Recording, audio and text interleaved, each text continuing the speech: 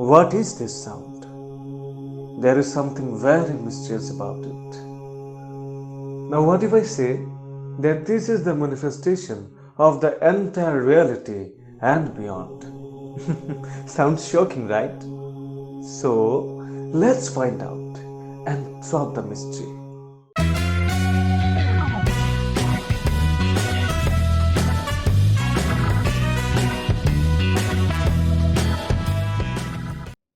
Happiness, fulfillment are something for which every one of us thrive.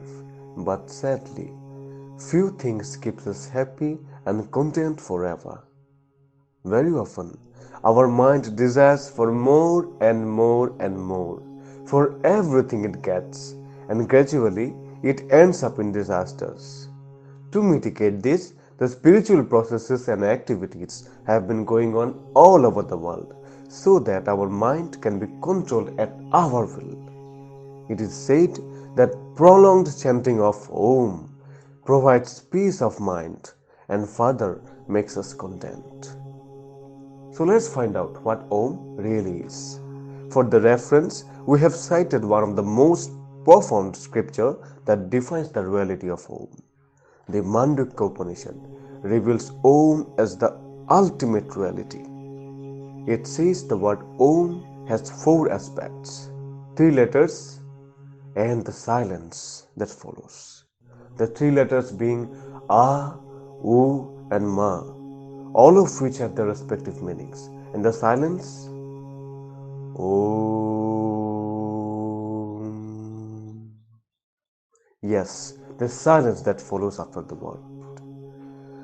Mandukya has compared the four aspects of Om with the four aspects of self.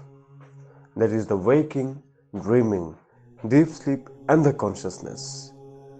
It is the consciousness alone that is responsible for experiencing the other three. All aspects of self has been compared to the all aspects of Om. Now, A has been compared to the waking state.